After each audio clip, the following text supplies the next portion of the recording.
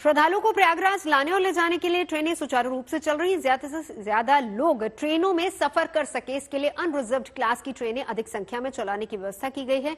इससे पहले खबर ये आई थी कि भीड़ की वजह से ट्रेनों का परिचालन रोका गया है, लेकिन रेलवे प्रशासन ने साफ कर दिया है कि ट्रेनें तय समय के मुताबिक ही चल रही हैं और रेलवे ने लोगों से अफवाह न फैलाने और अफवाहों पर ध्यान न देने की अपील की है। रेलवे बोर्ड के पीआरओ दिलीप कुमार इस वक्त हमारे साथ तो मौजूद हैं। दिलीप जी, जिस तरह की स्थिति आज हमने प्रयागराज में देखी, जिसमें स्टैम्पीड हुआ, उसके बाद से इस वक्त रेलवे की क्या तैयारी? रेलवे ने इस महाकुंभ के लिए अपनी व्यापक योजना जो बनाई थी, उस योजना के अनुसार हम लोग काम कर रहे हैं।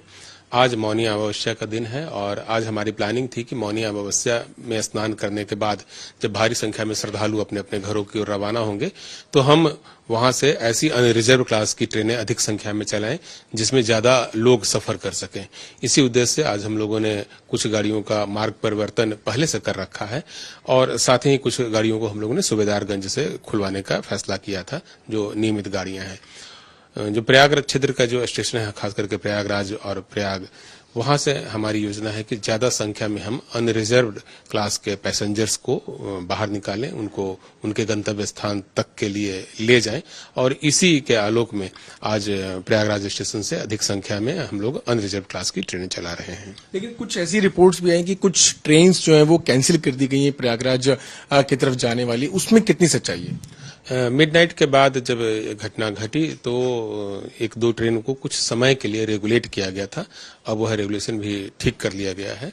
रेगुलेशन का मतलब होता है कि कुछ देर के लिए उसको होल्ड पर रखा गया था कि जब स्थिति वहां पर सामान्य हो जाए उसके बाद गाड़ियों को हम लोग प्रयागराज ले जाएंगे, क्योंकि उस समय स्थिति स्पष्ट नहीं हो रही थी। तो वो तात्कालिक निर्णय था जो कुछ समय के लिए लिया गया था। तो यानी कि किसी तरह की कोई ट्रेन में जो पहले का शेड्यूल था उसमें कोई बदलाव नहीं है, कोई ट्रेन कैंसिल नहीं है? तात्कालिक रूप से कुछ ट्रेनों को हमने होल्ड पर रखा था, उसको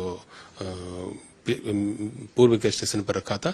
अब किसी प्रकार के कोई बदलाव का फैसला नहीं लिया गया है और आज जो हमारा एवेक्यूएशन प्लान है, ज्यादा संख्या में गाड़ियों को चलाने का जो प्लान है, उसके हिसाब से हम काम कर रहे हैं और सारी गाड़ियां हम लोग प्रयाग क्षेत्र में ले जा रहे हैं और वहां से बड़ी संख्या में यात्रियों को उनके गंतव्य स्थान की ओर ले जाने के लिए हम लोग तैयार हैं और वो काम कर भी रहे हैं। यात्रियों को क्या आप कहना चाहेंगे? महाकुंभ एक महाआयोजन है और 144 वर्षों में पहली बार हो रहा है। तो ऐसे महाआयोजन में निश्चित रूप से धैर्य संयम की आवश्यकता होती है। सभी लोग धैर्य के साथ, शांति के साथ महाकुंभ में स्नान करें।